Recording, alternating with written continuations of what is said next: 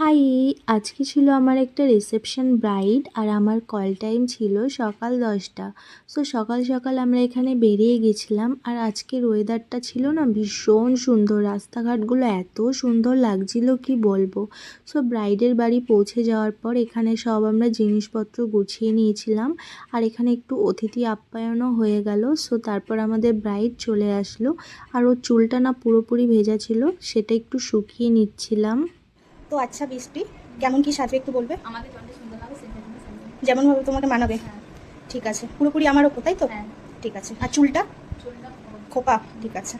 তোমরা তো এখানে শুনেই নিলে ব্রাইড কি বলল। ও একটা খুবই সিম্পল মেকআপ চেয়েছিল আর বলেছিল পুরোপুরি আমার উপর, আমি যেমনভাবে ওকে সাজাবো তেমনটাতেই ও খুশি।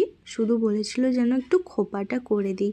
সেদিন খুব গরম পড়েছিল, যেহেতু ওদের দিনের বেলা অনুষ্ঠানটা হচ্ছিল, তো আমি খুব লাইট একটা বেস করেছিলাম আর পুরোপুরি ও স্কিন টোনে মেকআপটা রেখেছিলাম। মানে আমি না ওকে একটা সিম্পল স্যাটেল মেকআপ দেওয়ার চেষ্টা করেছি, যেহেতু গরম আর দিনের বেলা, আগেই বললাম ওদের অনুষ্ঠানটা হচ্ছিল, সেই বুঝে আমি পুরোপুরি মেকআপটা করেছি।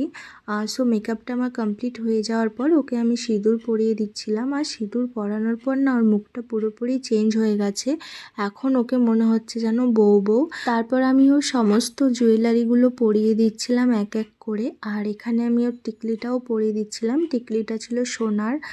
সো ভালোই লাগছিলো টিকলিটা পরার পর। দেখো ওর রিয়েকশানটা, এতক্ষণ ও নিজেকে দেখেনি, দেখার পরে বলছিল খুব সুন্দর হয়েছে দিদি। আমি তো আমার 100% দেওয়ার চেষ্টা করেছি, এবার তোমরাই বলবে ওর ওপর এই মেকআপ অ্যান্ড হেয়ার লুকটা কেমন লাগছে। আচ্ছা বলো, সেজে কেমন লাগলো? খুব সুন্দর লাগছে। একটু জোরে বলো। খুব সুন্দর লাগছে। মনের মতন হয়েছে? হ্যাঁ। ঠিক আছে। আমি ওর হাজব্যান্ডকে ডেকে নিয়েছিলাম আর বলছিলাম একটু সিঁদুরটা পরিয়ে দাও সুন্দর করে। ওই করতে করতে দেখো এখানে সবাই লোকজন জড়ো হয়ে গেছে আর ওদের ফটো ভিডিও নিচ্ছিল। সবাই দেখে বলছিল খুব সুন্দর লাগছিল। লাস্টলি দেখো আমাদের দুজনের অবস্থা কি হয়েছে।